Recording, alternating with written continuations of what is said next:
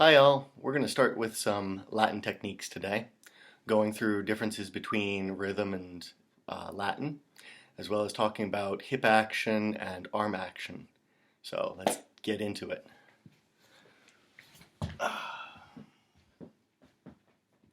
So the first thing I want to talk about today is going to be the Latin posture and positioning. So from our previous video, we talked about how we're using the body weight, whether we're back on the foot, over the middle of the foot, or forward on the feet. In the Latin posture, we want to be a little bit more forward on the feet so that the majority of the weight is more on my toes. Now, while I'm doing this, I want to have just a little bit of a settling of my hip back towards the heels. This is going to be important later.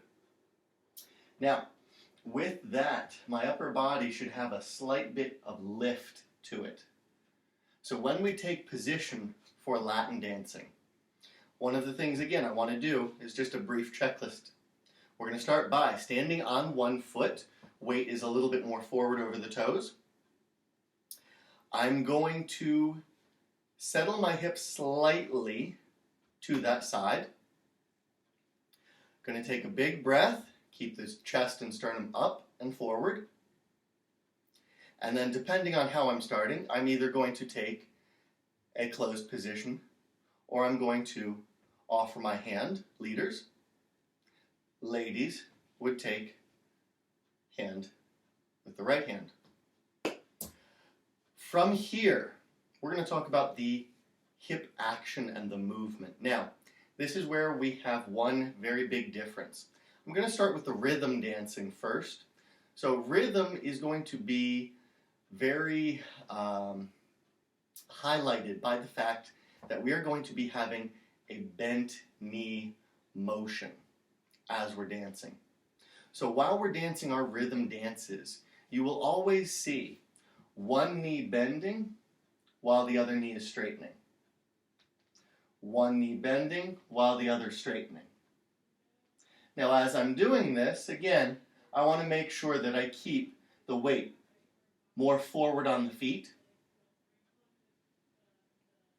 and allow my hip to shift backwards over the heel. So as we do this, you'll see also that I am not picking up my heels off the floor, but maintaining a flat position on the foot. Now while I'm doing this, I am shifting my weight from foot to foot. The leg that is straightened will have the majority of the weight for the moment, so that the knee that is bent will be able to take the step. I place the foot, and as I transfer my weight onto that foot, I will lower the heel and pull that hip backwards. Demonstrate on the other side. So again, one bent knee, one straightened knee. I go to move onto a bent leg.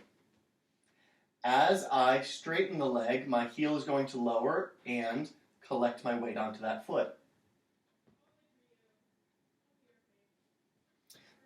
So in each of my rhythm dances, this is going to be the case. My American style cha-cha, rumba, swing. If I do salsa, bolero is going to be a little different, but you'll find this in mambo as well as some of the other styles. Now, when we're doing this, again, I want to, as a practice, try to keep my heels flat on the floor as I bend one knee and straighten the other. So while I'm bending one knee, this is going towards the toes. Knee should never go past the toes. That's going to be a little bit too much.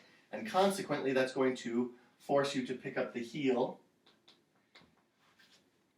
When I straighten the knee, I want to move the hip back as I straighten this leg, so that if I were to walk up to a wall, you should see the butt all the way down to the heel is one straight line.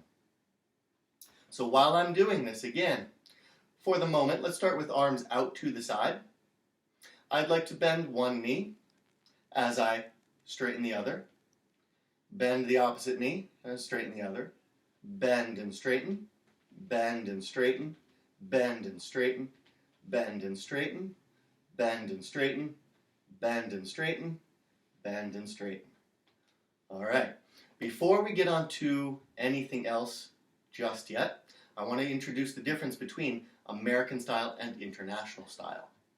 Now, with the international style, I will have a slight bending of the knees as I'm moving from foot to foot. However, as I am transferring my weight, I want to make sure that I have straightened legs the entire time. In transition, I may bend my knee, but as soon as I place my foot, that knee is straightened, and then I can transfer my weight. So as I'm dancing my international Latin, what I'd like to do is start with feet slightly apart, and for the moment, just shift the weight from foot to foot. Side to side.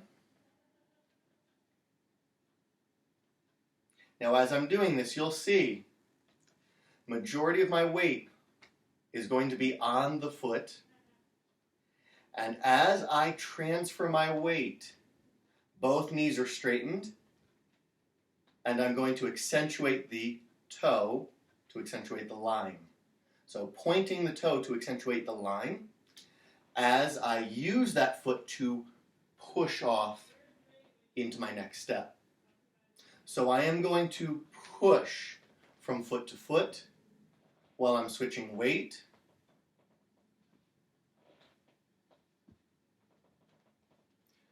Pushing right to left, pushing left to right.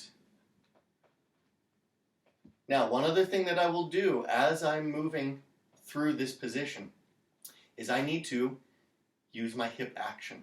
We'll get into greater detail in the hip action momentarily. But for the moment, what I would like to do is, as we're transferring weight, I'm pushing off the foot.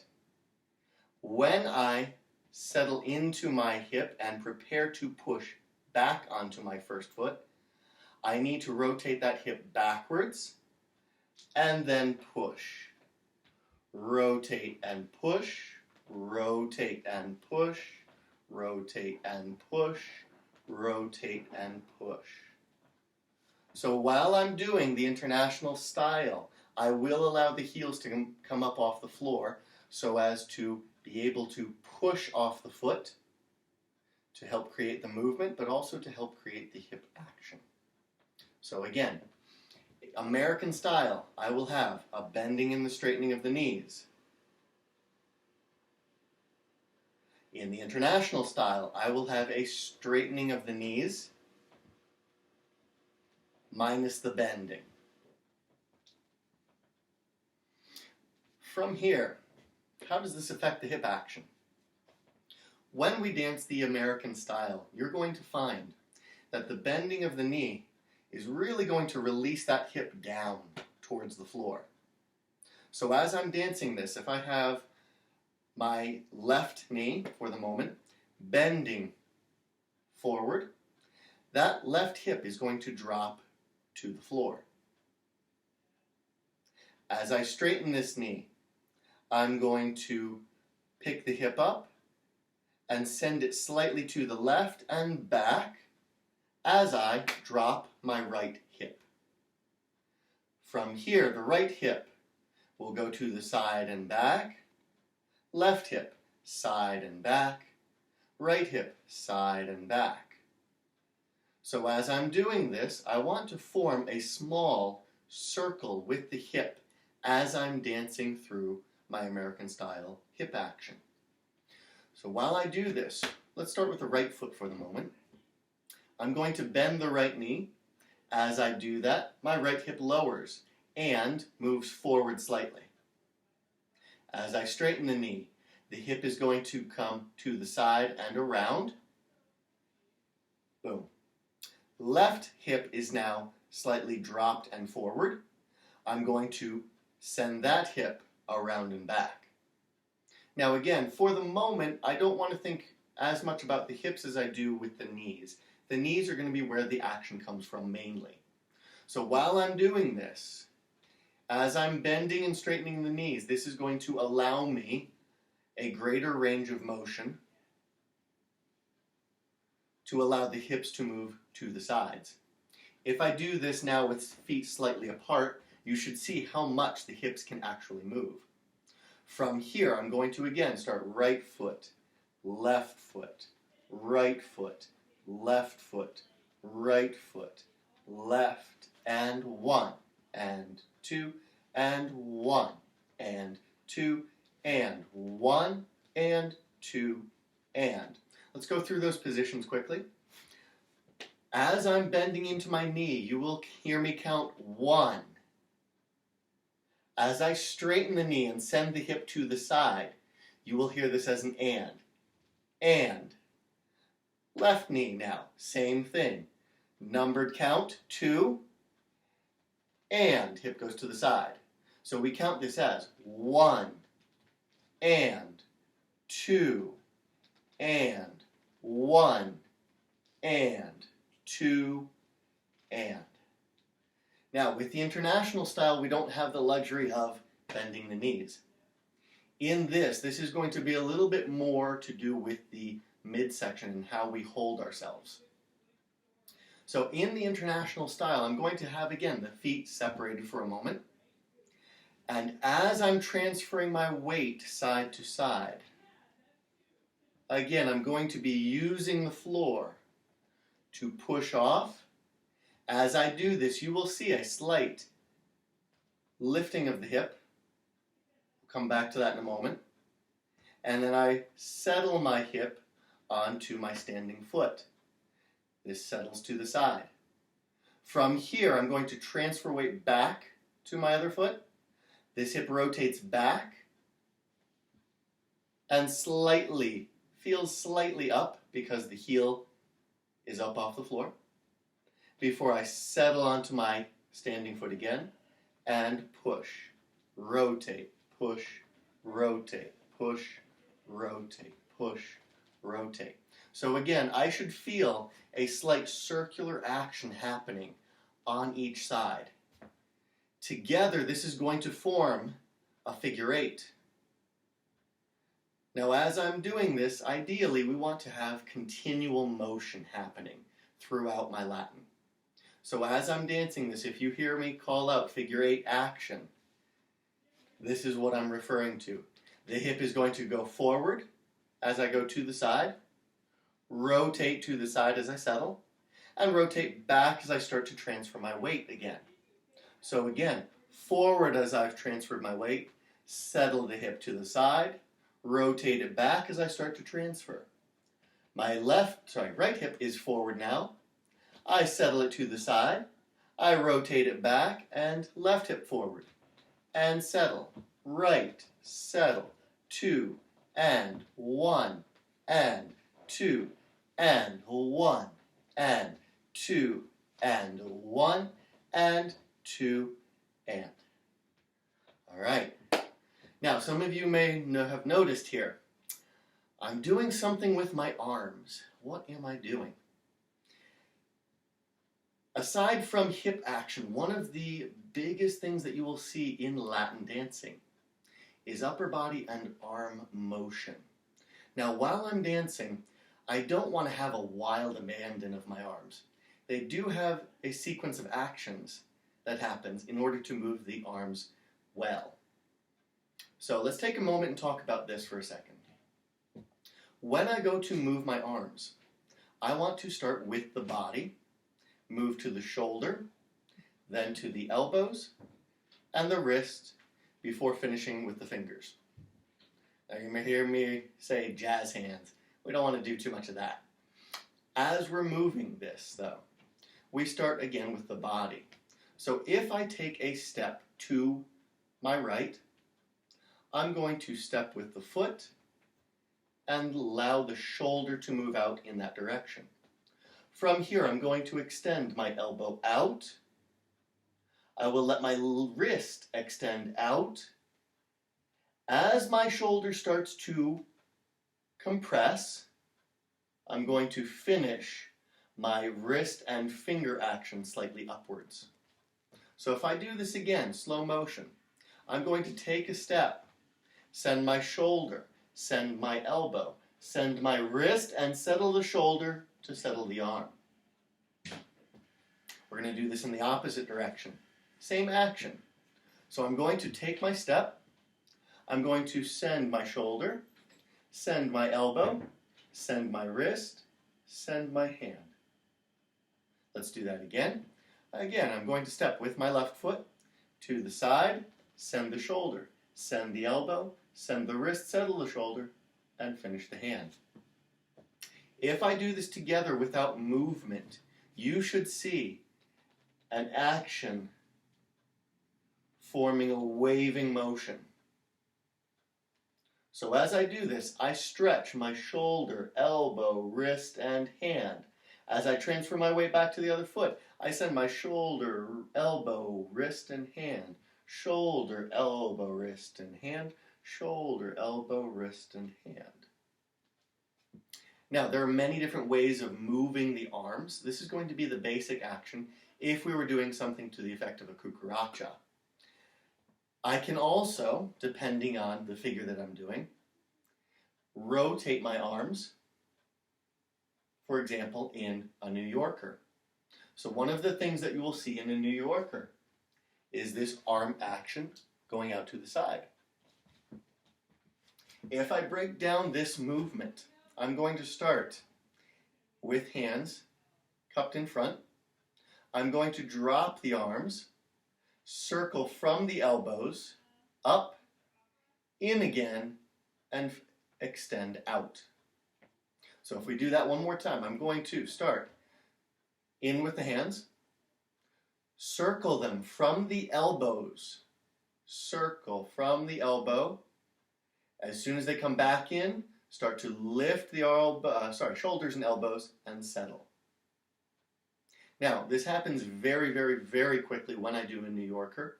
Whether we're doing cha-cha, rumba, doesn't matter. The action is going to be the same, just depending on the speed of the music. That will help us determine the speed of the arm. So as I do this, I start with arms in, drop the arms, circle from the elbow, bring them in, and out. If I do this in a New Yorker action, you will see me rotate as I drop the arm, circle the arm, and send it out. Again, I'm going to rotate, circle the arm, and out. One more time. Drop the arm, circle it, and out. I'll do this with the other arm.